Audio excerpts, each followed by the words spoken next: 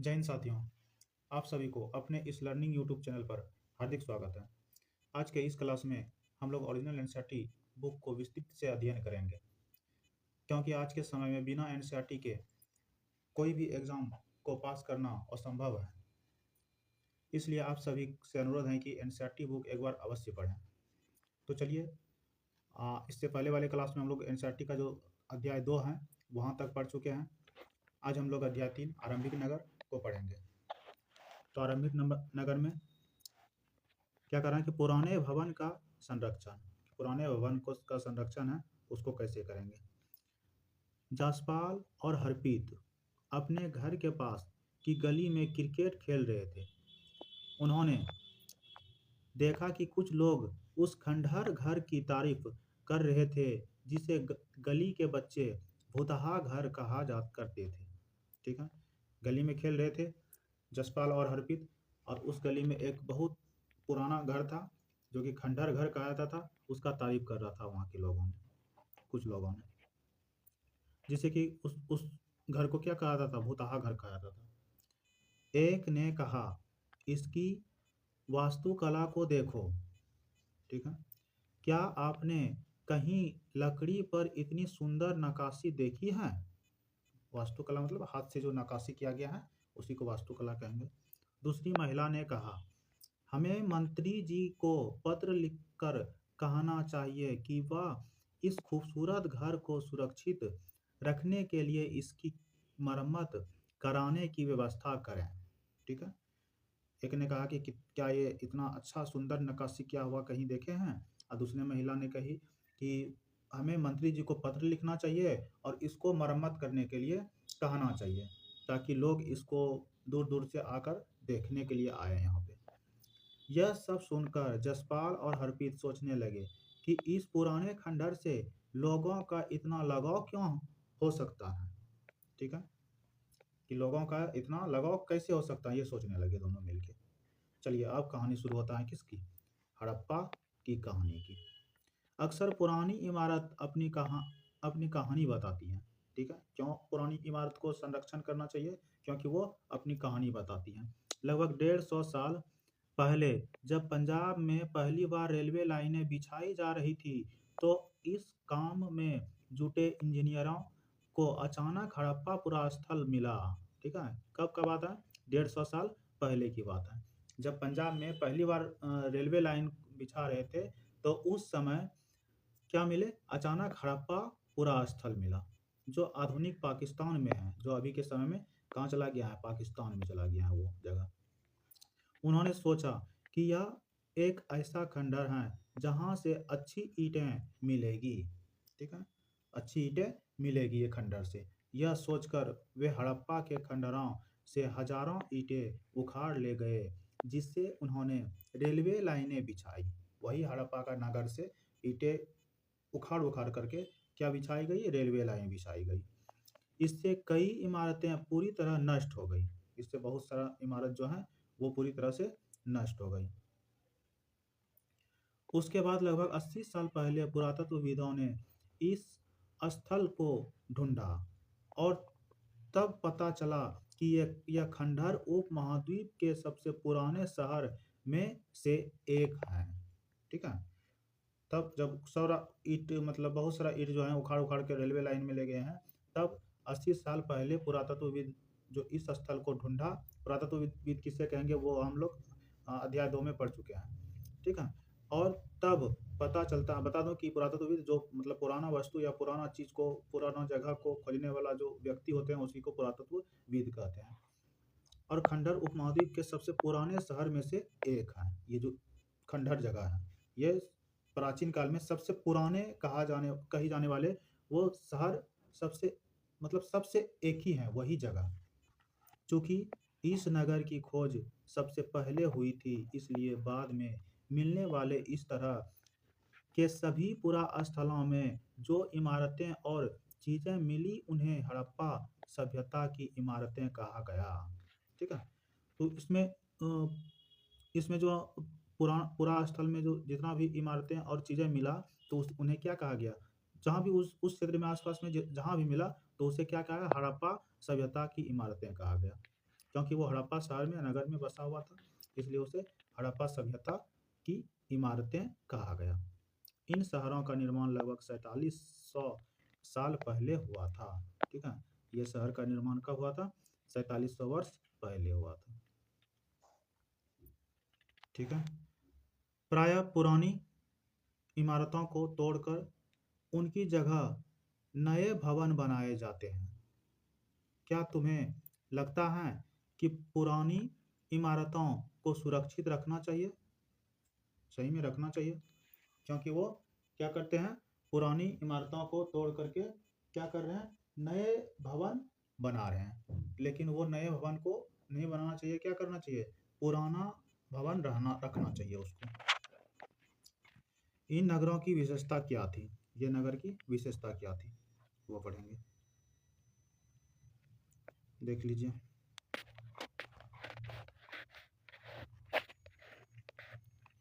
इन नगरों में से कई को दो या उससे ज़्यादा हिस्सों में विभाजित किया गया था।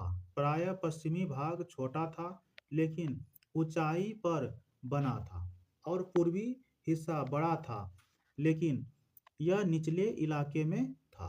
ठीक है, पश्चिमी भाग जो था वो हिस्सा बहुत छोटा था, जगह का जो है बहुत छोटा था, लेकिन पश्चिम पूर्वी हिस्सा में जो था वो उसका बहुत बड़ा था, लंबा चौड़ा बहुत अधिक था वो गांव शहर। ऊंचाई वाले भाग को पुरातत्वविदों ने नगर दुर्ग कहा और कहा है, और निचले हिस्से को निचला नगर कहा है। ठीक है, ऊंचा वाला जो स्थान है उसको दुर्ग कहा, नगर का दुर्ग कहा, और निचले वाला हिस्सा को नगर कहा, निचला नगर कहा। दोनों हिस्सों की चार दीवारियां पक्की ईंटों की बनाई जाती थी, और दोनों हिस्सों ऊपरी हिस्सा भी और निचला हिस्सा भी, दोनों हिस्से में क्या? चार दीवारी, चारों तरफ जो घेरा गया है बाउंड्री, वो किससे? पक्की ईंटों से बनाई गई थी। इसकी ईंटों इतनी अच्छी पक्की थी कि हजारों सालों बाद आज तक उनकी दीवारें खड़ी रही। दीवार मतलब बहुत ज़्यादा मजबूत था इनका ईंटा।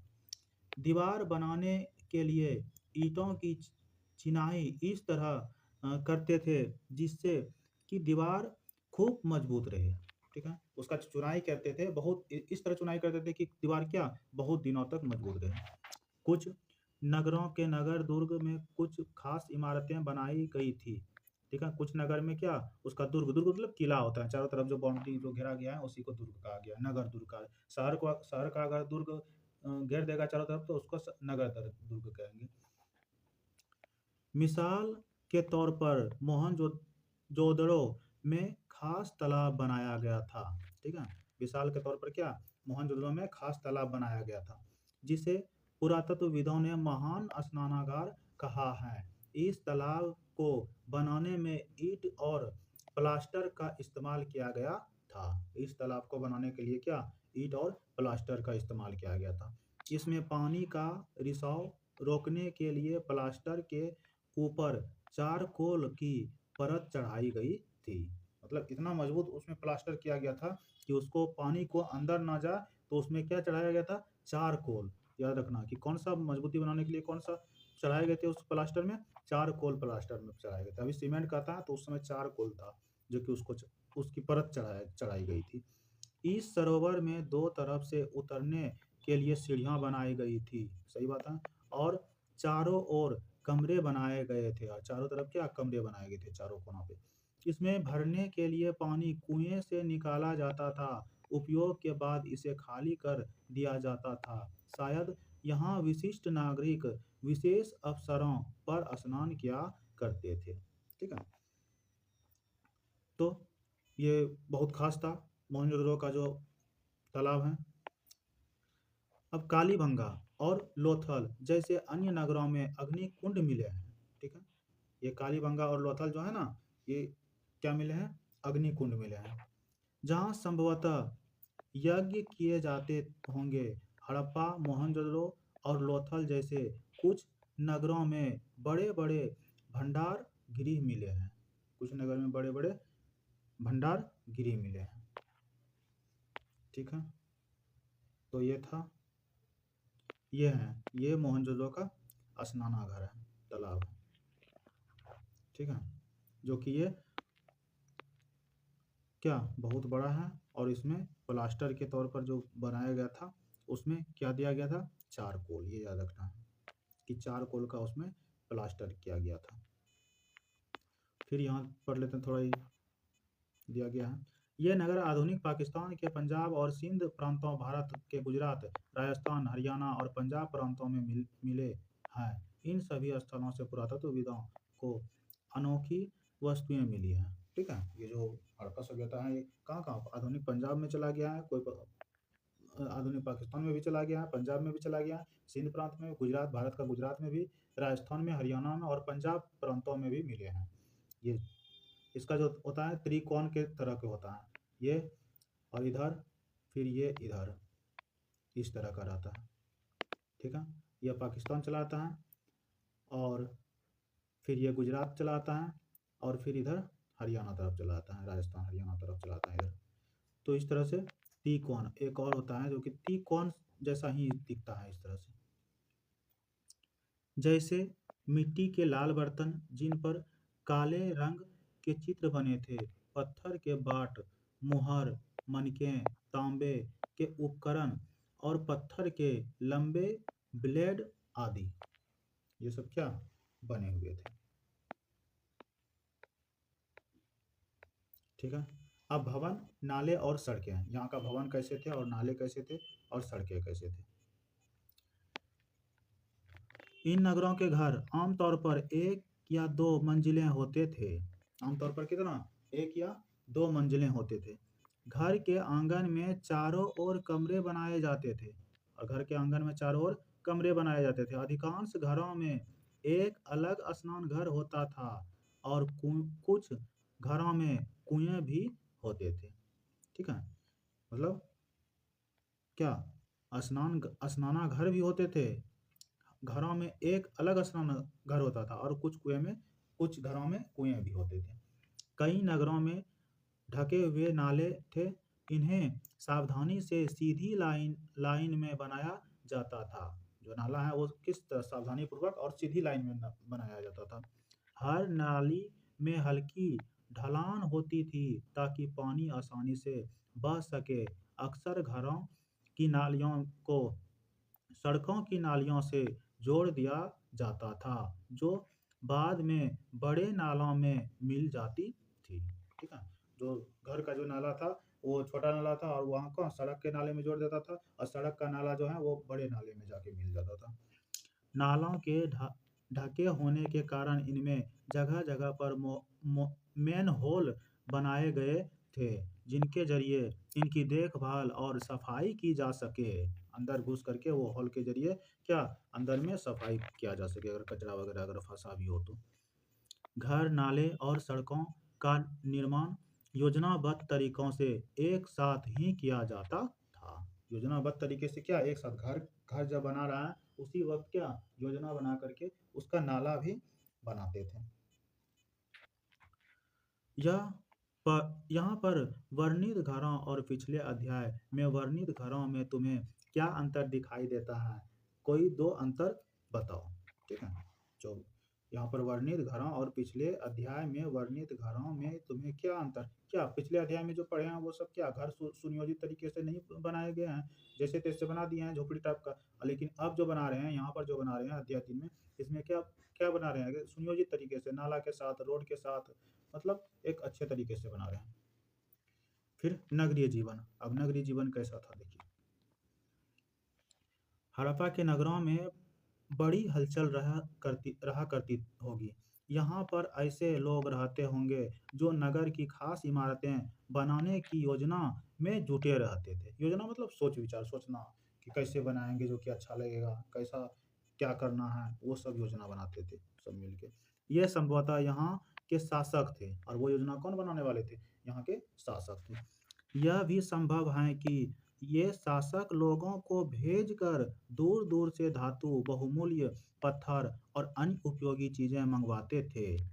नगर बनवाने के लिए क्या, घर बनवाने के लिए और पूरा शहर बसाने के लिए क्या करते थे, जगह जगह पे दूर दूर जगह भेजते थे, और वहां से उसका उपकरण लाते थे। मंगवाते थे। शायद शासक लोग खूबसूरत मनकों तथा सोने चांदी से बने आभूषणों जैसी कीमती चीज़ों को अपनी पास रखते होंगे। ठीक है, कीमती चीज़ों को कहाँ अपने पास रखते होंगे शासक। इन नगरों में लिपिक भी होते थे जो मुहरों पर तो लिखते ही थे और शायद अन्य चीज़ों पर भी लिखते होंगे जो बच नहीं पाई है। ठीक है, जो अभी तक में वो नहीं दिखा है, बच नहीं पाई है, लेकिन लिखते होंगे, मुहर होंगे। मुहर मतलब अपना पहचान बनाने के लिए वहाँ क्या मुहर भी देते हैं। अभी मुहर का इस्तेमाल क्या होता है, कोचिंग में, संस्थान में, कहीं भी मुहर लगवा दिया, बस ये पता चल गया कि हाँ इस कोचिंग का ये मुहर है, इस स्कूल का ये मुहर है। तो उसी तरह ये लोग मुहर भी रखते होंगे उस समय। फिर इसके अलावा नगरों में शिल्पकार स्त्री पुरुष भी रहते थे जो अपने घरों या किसी उद्योग स्थल पर तरह तरह की चीजें बनाते होंगे। शिल्पकार किसको है? जो हाथ से बनाया जाता है उसी को शिल्पकार कहेंगे। ठीक है, तो स्त्री पुरुष भी रहते थे जो कि घरों में रह करके या किसी उद्योग में जा करके क्या करते थे, हर एक चीज बनाते थे। लोग लंबी यात्राएं भी करते थे। यात्रा मतलब एक स्थान से दूसरे स्थान जाना, लंबा लंबा स्थान, इस स्थान को छोड़ करके किसी अन्य स्थान में जाएंगे, तो यात्राएं भी करते थे, लंबे जगह चले जाते थे, लंबे दूरी तक, और वहां से उपयोगी वस्तुएं लाते थे। और वहां से क्या लाते थे, उपयोगी वस्तु लाते थे। और साथ ही लाते थे सुदूर देशों की किस्से कहानियां। जिस स्थान में चला जाएगा तो उस स्थान का किस्से कहानी भी और उसका विचार भी कहाँ पर, यहाँ पर लेते आएगा। ठीक है, जैसे अभी के समय में क्या, हमारे गांव में भी कई लोग जब मजदूरी करने के लिए दिल्ली जाते हैं, तो अगर 6 महीने के बाद आते हैं ना, तो वो हमारे क्षेत्र बिहारी भाषा बोलना छोड़ देते हैं, वो कौन सा भाषा बोलने लगते हैं, दिल्ली वाला।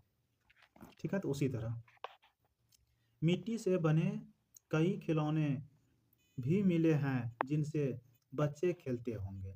ठीक है, मिट्टी से बने कई खिलौने भी मिले हैं जिससे क्या, बच्चे खेलते होंगे। नगर में रहने वाले लोगों की एक सूची बनाओ। क्या इनमें से कुछ ऐसे लोग हैं जो मोहन मेहरगढ़ जैसे गांव में रहते थे? ठीक है, सूची बनाने के लिए बोल रहा है। जिस तरह मेहरगढ़ में रहते थे उस तरह कोई लोग हैं, वैसा तो नहीं मिला, लेकिन हाँ मतलब मेहरगढ़ में ये है कि बच्चे खेलते थे मेहरगढ़ में भी और यहाँ भी खेल रहे हैं। देखिए, सबसे ऊपर मोहनजोदड़ो की एक सड़क और उसमें बना नाला, ऊपर एक कुआं, ये जो है मोहनजोदड़ो का नाला है और ये सड़क है।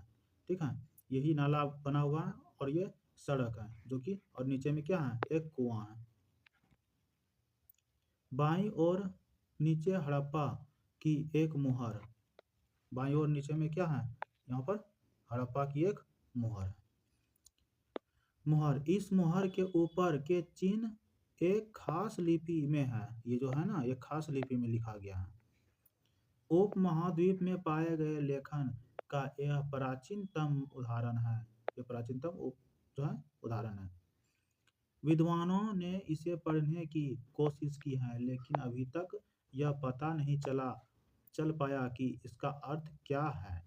ढाई और दाईं और नीचे पक्की मिट्टी के खिलौने हैं। और ये जो दाईं ओर है ना, ये कौन सा, पक्की मिट्टी के खिलौने हैं।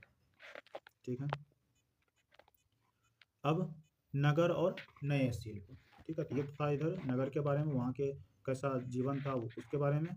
अब क्या, नगर और नए शिल्प किसका, हड़प्पा और मोहनजोदड़ो के बारे में पढ़ रहे हैं, वहाँ का कैसा शिल्प है, नगर है, वो चीज़। आओ अब कुछ ऐसी चीज़ों के बारे में अध्ययन करें जो हड़प्पा के नगरों से प्राप्त हुई हैं। ठीक है, पुरातत्वविदों को जो चीज़ें वहाँ मिली हैं उनमें अधिकतर पत्थर, शंख, तांबे, कांसे, सोने और चांदी जैसी धातुओं से बनाई गई थी। कांसे तांबे और कांसे से क्या, औजार, हथियार, गहने और बर्तन बनाए जाते थे। सोने और चांदी से गहने और बर्तन बनाए जाते थे, और मतलब तांबे और कांसे से उससे भी औजार, हथियार और गहने बनाते थे। और सोने और चांदी से क्या बनाते थे, गहने और बर्तन ही बनाते थे। उसका हथियार, सोने और चांदी का तो हथियार नहीं बनाते थे। आगे भी नहीं बनता है। यहाँ मिली सबसे आकर्षक वस्तुओं में मनके, बाट बाट और फलक है। ठीक है, मनके, मनके मतलब मनके का मतलब होता है कोई भी मितभांड है, उसको मनके कहते हैं। बाट मतलब कोई भी तौलने के लिए, वजन करने के लिए बाट। पहले पत्थर का ही बाट होता था। फलक का मतलब होता है, हम चैप्टर 1 में या 2 में ही बताए हैं कि सबसे कोर होता है, जो कि बड़ा पत्थर को कोर कहेंगे, और उसी को एक नक्काशी करके एक नुकीला और धारवार अगर बना दें पत्थर को ही काट काट कर, तो उसको हम फलक कहेंगे।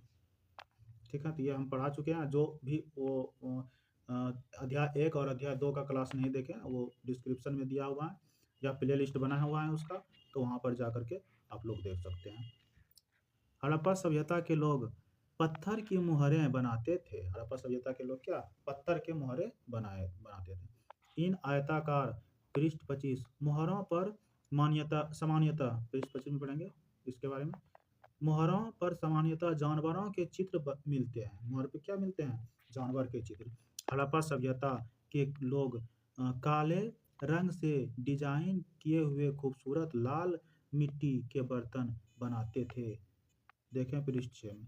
ठीक है, क्या बोल रहे हैं कि जो अ, काले रंग का जो डिजाइन बनाते थे ना, वो बहुत खूबसूरत और लाल मिट्टी का बर्तन बनाते थे। ठीक है, तो ये तो पृष्ठ 26 हो गया। 6 में उसमें देखने बोल रहे हैं तो कोई दिक्कत नहीं, तो उसमें जो बनाया गया है। और अध्याय 2 में तुमने जिन गांवों के बारे में पढ़ा, क्या वहां भी धातु का उपयोग होता था? क्या वे पत्थर के बाट बनाते थे? हाँ, पत्थर के बाट बनाते थे। धातु का उपयोग होता था, मध्य पाषाण काल में हुआ था, लेकिन अधिकतर क्या पाषाण का यानी कि पत्थर का ही उपयोग हुआ है।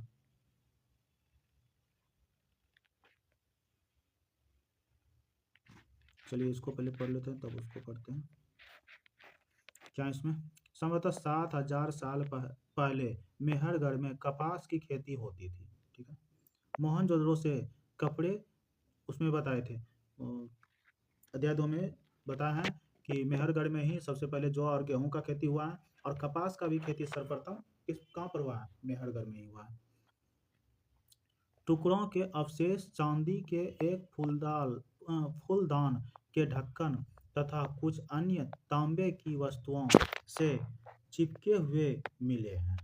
ठीक है, जो मोहनजोदड़ो से कपड़े का जो टुकड़ा होता है ना, वो अवशेष मतलब वो कपड़ा जो बना हुआ है उसमें जो टुकड़ा है उससे उसमें क्या मिला हुआ है? चांदी के एक फूलदार, वो चांदी से एकदम फूल जैसा बनाया हुआ है वो कपड़ा में जो है चिपकाया गया जो ढक्कन तथा कुछ अन्य तांबे की वस्तुओं से चिपके हुए मिले हैं। ठीक है, मतलब कपड़े में चांदी का भी उसमें चिपका दिया था, और कोई फूलदार के ढक्कन में यानी कि कोई बर्तन में ढक्कन उसका जो मिला है उसका भी क्या किसका मिला है? तांबे की कुछ वस्तुएं भी चिपके मिले हैं, यानी कि तांबा का भी मिला है। पक्की मिट्टी तथा फैंस से बनी तकलिया सूत कताई का संकेत देती है। ठीक है, पक्की मिट्टी तथा फैंस से बनी तकलिया जो है वो सूत कताई का संकेत देता है। मान लेते हैं मिट्टी मिट्टी को अगर सही तरीके से अगर काटेंगे, सूत से ही काटा जाता है मिट्टी, तो उसको अगर सही से देखिएगा, जब कुम्हार चाक पर जब मिट्टी देते हैं और कोई बर्तन बनाते हैं, तो वो जो काटे जाते हैं ना, तो वो एक पतला सा सूत ले लेते हैं। अभी पता नहीं हम देखे नहीं, लेकिन बचपन में हम देखते थे कि वो सूत ले लेते थे और उसमें जो है घूमते रहता था उसका चाक, और उसमें उसी में से क्या कर देते थे, सूत से वो मिट्टी जो बर्तन बना हुआ जो बर्तन है उससे काट देते थे, तो वो अलग हो जाता था। तो वही बोला।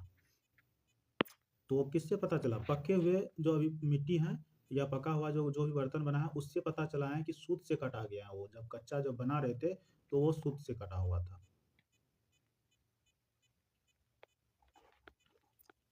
इनमें से अधिकांश वस्तुओं का निर्माण विशेषज्ञों ने किया था। विशेषज्ञ उसे कहते हैं जो किसी खास चीज को बनाने के लिए खास प्रशिक्षण लेता है। ठीक है, विशेषज्ञ किसे कहेंगे?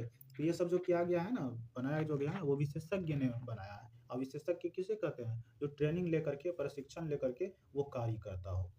जैसे पत्थर तराशना, ऐसे कोई जिसको नहीं आता है वो पत्थर तराशने में नहीं लग जाते थे, पहले उसको सिखा जाते थे पहले, उसके बाद फिर वो तराशते थे।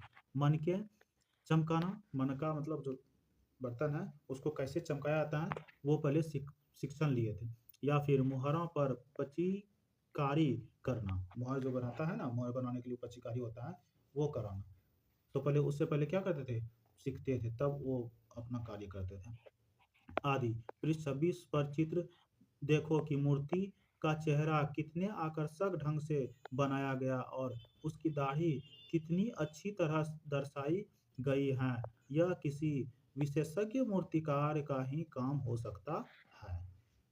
ठीक है, जो ये जो है, तो ये क्या, कोई कोई बिना प्रशिक्षण किए हुए व्यक्ति नहीं बना सकते हैं। इतना अच्छे से जो नक्काशी किए हैं, ये कौन कर सकते हैं, जो प्रशिक्षण किए हैं वही कर सकते हैं। हर व्यक्ति विशेषज्ञ नहीं हो सकता था। हमें यह पता नहीं है कि क्या सिर्फ पुरुष ही ऐसे काम में प्रशिक्षण हासिल करते थे या फिर केवल महिलाएं हैं। ये हमें पता करना होगा, अभी पता नहीं चला है। शायद कुछ महिलाएं और पुरुष दोनों ही इस काम में दक्ष थे। ये तो पता ही नहीं है कि क्या, कौन कैसे करते थे।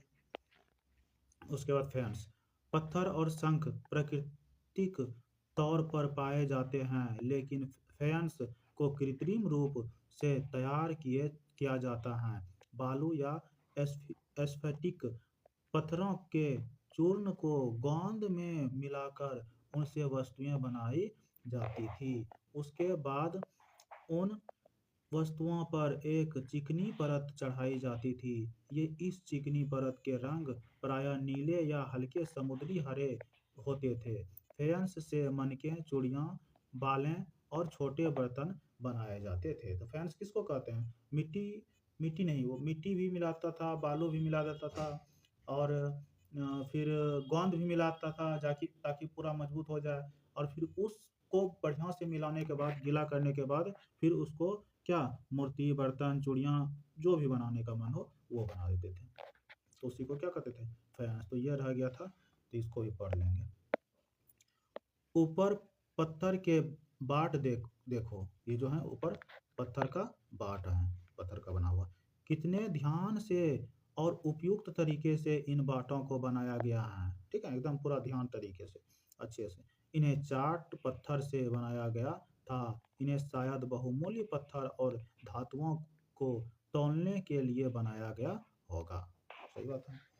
ठीक है, मध्य में बाएं मनकें, इसमें इनमें से कई कॉर्निलियन पत्थरों से बनाए गए थे। पत्थरों को काट और तराश कर मनके बनाए गए। इनके बीच छेद किए छेद किए गए थे ताकि धागा डालकर माला बनाई जाए। अच्छा, मतलब मनका तो एक माला भी बनता है, जो कि उसमें जो गुथ करके जो मोती जिसको कहते हैं, अभी मोती बन जाता है, तो उस समय मनका कहा जाता था। तो माला में जो लगाया जाता था वो भी मनका है, और जो मनका है जो बर्तन जैसा है वो भी मनका कहा जाता है। मध्य में दाएं पत्थर के धारदार फलक है, ये फलक है जो कि कोर से बनाया जाता है। नीचे दाएं कढ़ाईदार वस्त्र, एक महत्वपूर्ण व्यक्ति की पत्थर से बनी मूर्ति जो मोहनजोदड़ो से मिली थी। इसमें से कढ़ाईदार वस्त्र पहने दिखाई गया है, ये जो है। ठीक है, तो यहाँ तक हो गया। ये किसका पढ़ रहे थे, ये नगर और नए शिल्प, यानी कि नगर कैसा बना था, कैसा है, और उसका शिल्प यानी कि नक्काशी कैसे हाथ से बनाया जाता था, क्या क्या वस्तु, तो वो। अब हम लोग फाइनेंस का भी देख लिया, फाइनेंस का। अब कच्चे माल की खोज कैसे हुआ। कच्चा माल उन पत्थरों को कहते हैं, ये पदार्थों को कहते हैं जो या तो प्राकृतिक रूप से मिलते हैं या फिर किसान या पशुपालक उनका उत्पादन करते हैं। जैसा लकड़ी या धातुओं के अयस्क प्राकृतिक रूप से उपलब्ध कच्चे माल हैं। कच्चे माल हम उसे कहेंगे जो कि मतलब या तो प्राकृतिक हो, या तो कोई व्यक्ति पशु किसान करके या खेती करके या पशुपालन करके बनाता हो। इनमें फिर कई तरह की चीजें बनाई जाती हैं। फिर इससे क्या, कई तरह की चीजें बनाए जाते हैं। मिसाल के तौर पर किसानों द्वारा पैदा किए गए कपास को कच्चा माल कहते हैं। मिसाल के तौर पर क्या, जो किसान द्वारा पैदा किया हुआ कच्चा माल, ये कपास जो है वो क्या कहते हैं, कच्चा माल कहते हैं। फिर ये कपास से फिर कई तरह का सूत बनता है, जिसमें बाद में कताई बुनाई करके कपड़ा तैयार किया जाता है। हड़प्पा में लोगों को कई चीजें वहीं मिलती हैं, लेकिन तांबा, लोहा, सोना, चांदी और बहुमूल्य पत्थरों जैसे पदार्थों का वे दूर दूर से आयात करते थे। ठीक है, ये सब तो खुद से बनाते थे, लेकिन बहुमूल्य जो पत्थर हैं वो दूर दूर से क्या करते थे, आयात करते थे। आयात मतलब लाना, निर्यात मतलब भेजना। हड़प्पा के लोग तांबे का आयात संभवतः आज के राजस्थान से करते थे, अभी जो राजस्थान है वहां से करते थे। यहाँ तक कि पश्चिम एशिया देश ओमान से भी तांबे का आयात किया जाता था। कहाँ से? ओमान से भी मंगवाया, आयात किया जाता था, यानी कि मंगवाया जाता था। ठीक है, क्या चीज? तांबा। कांसा, याद रखना है कि तांबा कहाँ से मंगाते थे पहले हड़प्पा सभ्यता में, हड़प्पा के लोगों ने, तो वो कहाँ से? ओमान से मंगाते थे। और तांबे का आयात संभवतः कहाँ से और कहाँ से करते थे? राजस्थान से भी करते थे। ठीक है, कांसा बनाने के लिए तांबे के साथ मिलाई जाने वाली धातु टीन का आयात आधुनिक ईरान, यानी कि अभी जो है ईरान और अफगानिस्तान से किया जाता है। ठीक है, कांसा बनाने के लिए तांबे को टीन में मिलाया जाता है, मिश्रण करने के बाद जो धातु बनता है उसी को क्या कहते हैं? कांसा कहते हैं। तो एक टीन कहाँ से लाते थे? ईरान और अफगानिस्तान से। याद रखना है कि तांबा कहाँ से लाते थे? राजस्थान से और ओमान से। और टीन कहाँ से लाते थे? कांसा अगर बनाने के लिए टीन का जरूरत होता है, और टीन मंगवाते थे जो, वो कहाँ से? ईरान से और अफगानिस्तान से मंगवाते थे। सोने का आयात आधुनिक कर्नाटक और बहुमूल्य पत्थर का आयात गुजरात, ईरान और अफगानिस्तान से किया जाता था। ठीक है, ये हो गया। अब चीज़ों को एक जगह से दूसरी जगह कैसे ले जाया जाता था, इन चित्रों को देखो। एक खिलौना है और दूसरी एक मुहर है। ये खिलौना है और ये मुहर है। क्या तुम बता सकते हो कि हड़प्पा के लोग यातायात के लिए किन साधनों का प्रयोग करते थे? पिछले अध्यायों में क्या तुमको पहिए वाले वाहनों की जानकारी दी गई है? सही बात है, दी गई है। ठीक है, जब पहिया का जब पता चल गया है कि पहिया है, तो इसका मतलब क्या क्या है? एक गाड़ी भी होता होगा तब ना पहिया है। बच्चों का खिलौना हल। आज हल चलाने वाले ज़्यादातर किसान पुरुष होते हैं। हमें ज्ञात नहीं है कि क्या हड़प्पा में भी यही प्रथा थी? क्या हड़प्पा में भी क्या पुरुष ही थे हल चलाने वाले कि स्त्री थे? ये हमें ज्ञात नहीं है। चलिए, अब नगरों में रहने वाले वाले के वालों के लिए भोजन, क्या भोजन था? लोग नगरों के अलावा गांव में भी रहते थे। नगर में तो रहते ही थे, लेकिन गांव में भी रहते थे, जैसे अभी रहते हैं।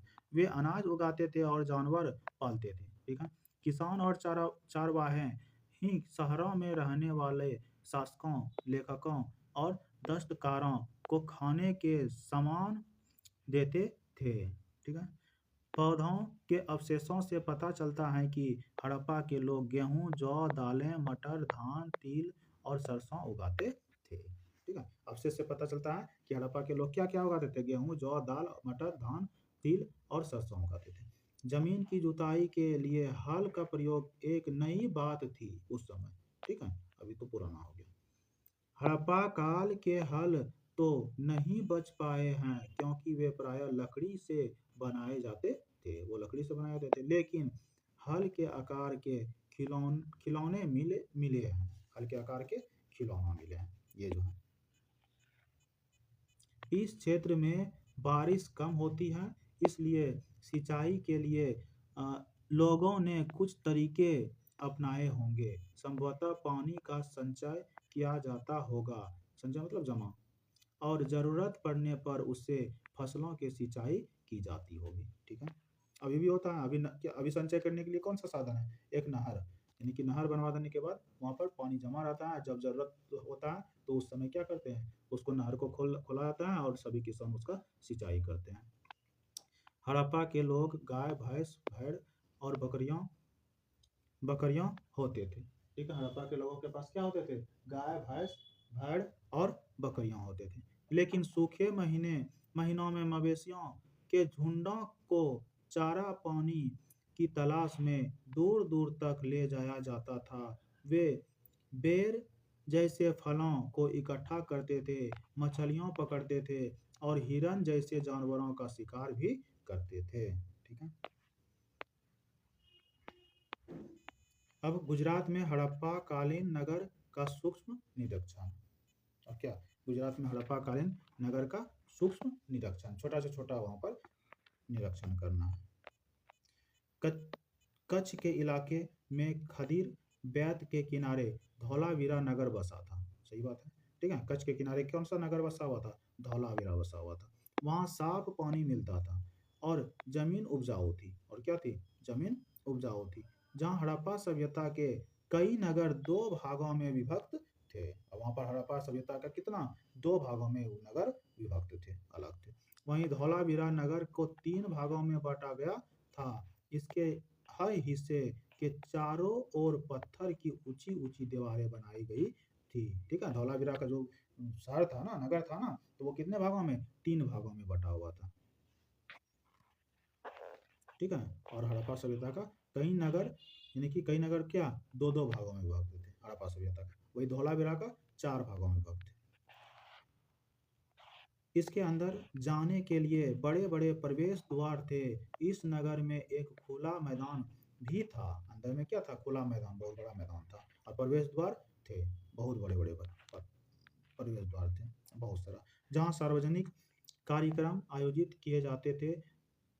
यहाँ मिले कुछ अवशेषों में हड़प्पा लिपि के बड़े बड़े अक्षरों को पत्थरों में खुदा पाया गया है। ठीक है, जो हड़प्पा में जो लिपि अवशेष मिला है हड़प्पा नगर का, उस समय के लोग, उस समय के अवशेष जो मिले हैं उसमें हड़प्पा लिपि जो है वो बड़े बड़े अक्षरों में पत्थरों में खोदा गया था, यानी कि पत्थर में खोद करके लिखा गया था हड़प्पा लिपि का। इन अभिलेखों को संभवतः लकड़ी में जड़ा गया था। यह एक अनोखा अवशेष है क्योंकि आमतौर पर हड़प्पा के लेख मुहर जैसी छोटी वस्तुओं पर पाए जाते हैं।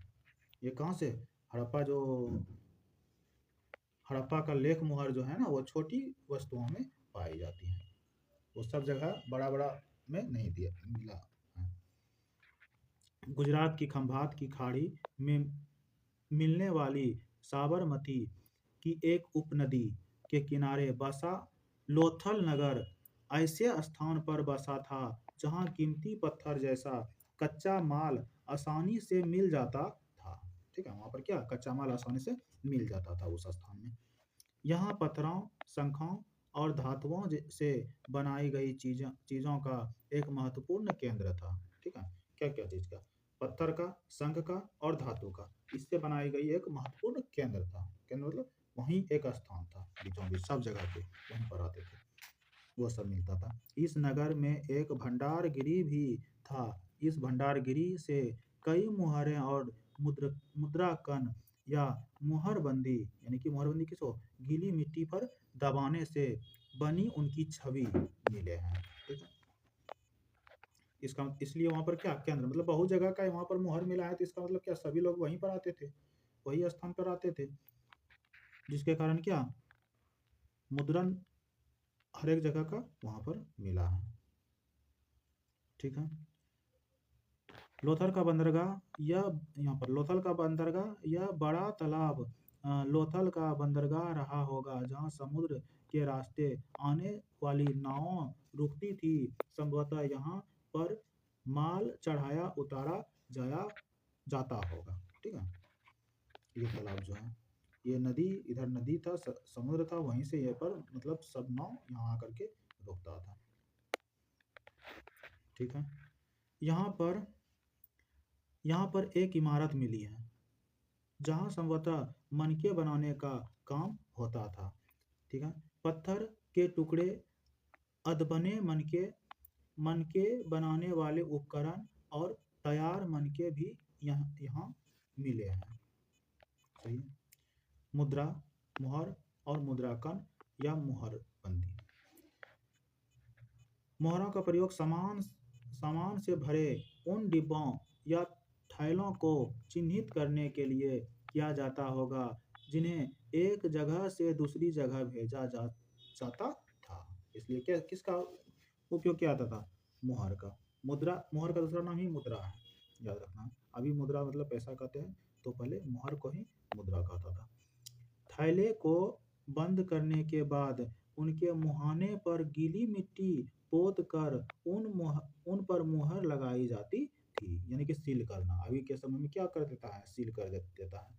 किसी का घर अगर सील करना है सरकार को, तो वहाँ पर एक लाल जैसा उसमें ताला लगाता था, और ताले में क्या कर देता था? क्या कर देता है? लाल जैसा उसमें एक जो भी तरल पदार्थ है उसको दे देता है, और उसमें लिख देता है, और उसमें क्या कर देता है? मुहर मार देता है उसी में। मुहर की छाप को मुहर बंदी कहते हैं। मुहर की छाप को क्या कहते हैं? मुहर बंदी कहते हैं। अगर यह छाप टूटी हुई नहीं होती थी, तो यह साबित हो जाता था कि सामान के साथ छेड़छाड़ नहीं हुई है। ठीक है, सही बात है। जहाँ सील किया हुआ है, अगर वो टूटा नहीं पाया जाएगा, तो यह साबित हो जाएगा कि वो सामान छेड़छाड़ नहीं हुआ है। वही अगर टूटा हुआ दिख जाएगा, तो हम क्या जान जाएंगे? क्या कहेंगे? कि वो छेड़छाड़ हुआ है उस वस्तु का या उस सामान का। आज भी मुहार का प्रयोग होता है। आज भी मुहार का प्रयोग होता है। पता लगाओ कि मुहारों का उपयोग किस लिए किए जाते हैं। बहुत सा ऐसा है जो कि मुहार का प्रयोग होता है। चलिए, सभ्यता के अंत का रहस्य। लगभग 39 साल पहले एक बड़ा बदलाव देखने को मिलता है। अचानक लोगों ने इन नगरों को छोड़ दिया। ठीक है, 39 साल पहले क्या हुआ था? बहुत बड़ा बदलाव। अचानक लोगों ने क्या कर दिया? नगर को ही छोड़ दिया। लेखन, मुहर और बाटों का प्रयोग बंद हो गया। दूर दूर से कच्चे माल का आयात काफी कम हो गया। मोहनजोदड़ो से में सड़कों पर कचरे के ढेर बनने लगे। जल निकास प्रणाली नष्ट हो गई, और सड़कों पर ही झुग्गी नुमा घर बनाए जाने लगे। ठीक है, ये कब? 39 साल पहले का बात है कि सारा नष्ट हो गया और सब क्या झुग्गी जैसा बना करके रहने लगे। यह सब क्यों हुआ? यह सब क्यों हुआ? कुछ पता नहीं। ये कुछ इतिहासकार को पता ही नहीं है। कुछ विद्वानों का कहना है कि नदियों सूख सूख गई थी। अन्य का कहना है कि जंगलों का विनाश हो गया था। इसका कारण ये हो सकता है कि ईंटें पकाने के लिए ईंधन भी जरूरत पड़ती थी। इसके अलावा मवेशियों के बड़े बड़े झुंडों से चारागाह और घास वाले मैदान समाप्त हो गए होंगे। ठीक है, ये मत था इतिहासकारों का। कुछ इलाकों में बाढ़ आ गई, लेकिन इन कारणों से यह स्पष्ट नहीं हो पाता है कि सभी नगरों का अंत कैसे हो गया। ठीक है, पूरा नगर का अंत कैसे हुआ? कुछ भी हुआ हो, लेकिन पूरी तरह से अंत हुआ कैसे, ये समझ में आ ही नहीं रहा है। क्योंकि बाढ़ और नदियों के सूखने का असर कुछ ही इलाकों में हुआ होगा, लेकिन ये पूरा इलाका कैसे खत्म हो गया? ऐसा लगता है कि शासकों का नियंत्रण समाप्त हो गया। जो भी हुआ हो, परिवर्तन का असर बिल्कुल साफ दिखाई देता है। ऐसा लगता है कि शासकों का नियंत्रण ही खत्म हो गया है। जब शासक का नियंत्रण खत्म हो जाएगा, तो आपस में ही सब मिलकर, जैसे अभी अभी अगर पुलिस थाना ये सब नहीं रहेगा नियंत्रण करने वाले, तो क्या होगा? किसी से भी लड़ाई हुआ, तुरंत मर्डर। तो इस तरह से आपस में ही सब काट मार करके समाप्त खत्म हो जाएगा। आधुनिक पाकिस्तान के सिंध और पंजाब की बस्तियां उजड़ गई थी। कई लोग पूर्व और दक्षिण के इलाकों में नई और छोटी बस्तियों में जाकर बस गए। इसके लगभग 1400 साल बाद नए नगरों का विकास हुआ। इनके बारे में तुम अध्याय 5 और 8 में पढ़ोगे।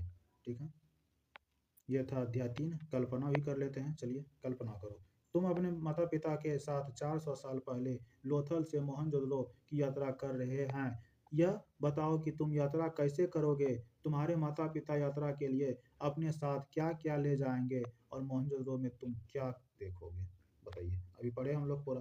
कैसे यात्रा करेंगे? कैसे? बैलगाड़ी पर करेंगे, पहले बैलगाड़ी चलता था, तो बैलगाड़ी पर करेंगे, या तो पैदल करेंगे।